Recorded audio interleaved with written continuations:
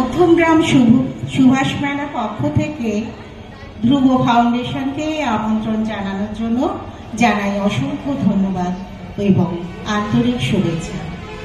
আমাদের আজকে ধ্রুব ফাউন্ডেশনের নিবেদন কবিতা কোলাজ গ্রাম বাংলার রূপ।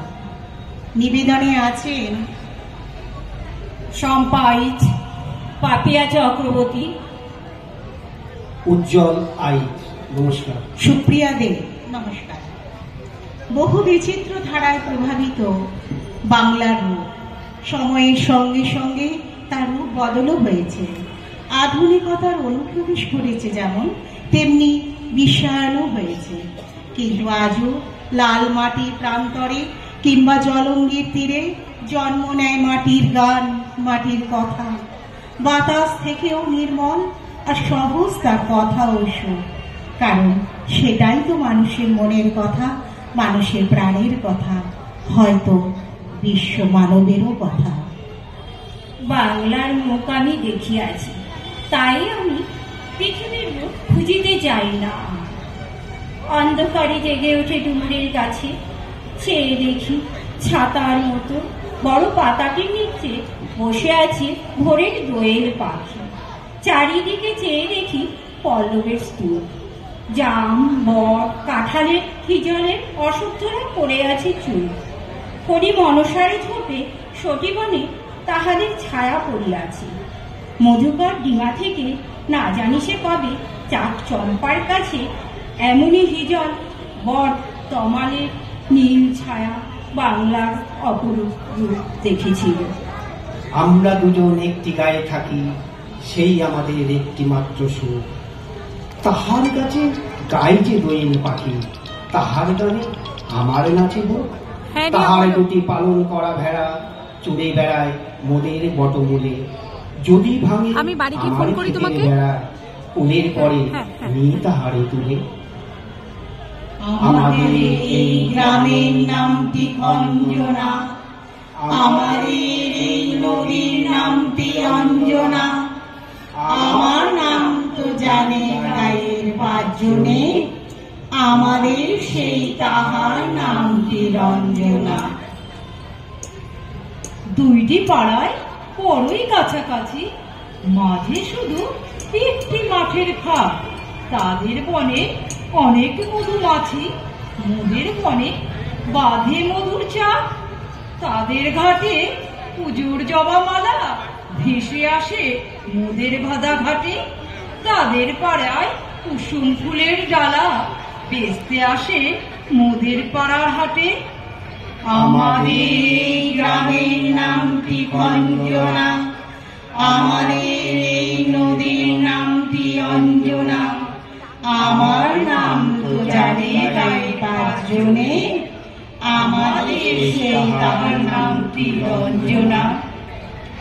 আমাদের এই গ্রামের গলি পড়ে আমের বলে ভরে আমের বন।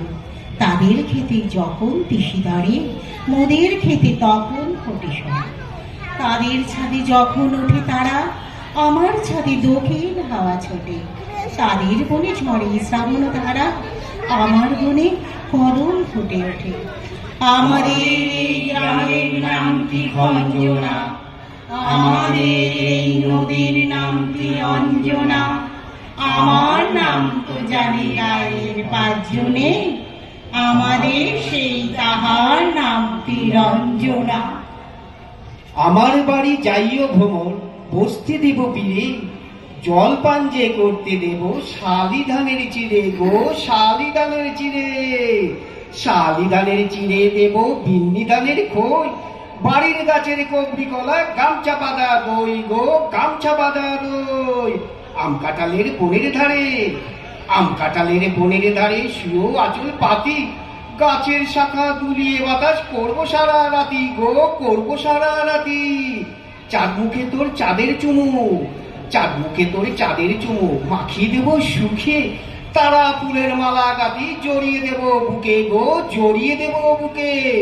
গাইদনের শব্দ শুনি, গাইদনের শব্দ শুনি জেগো সকাল বেলায়, সারাটা দিন তোমায় লয়ে করবো আমি খেলা গো, করবো আমি খেলা। আবার আসিব ফিরে ধান সিঁড়িটির তীরে এই বাংলায় হয়তো মানুষ নয়, হয়তো বা শঙ্খচির শালিকের বেশে, হয়তো ভোরের কাক হয়ে এই কার্তিকের নবান্নের দেশে কুয়াশার বুক ভেসে একদিন আসিল ওই কাঁঠাল ছায়ায়, হয়তো বা হাসব কিশোরের ঘুমোর রহিবে লাল পায়, সারাদিন কেটে যাবে কলমির গন্ধ ভরা জলে ভেসে ভেসে।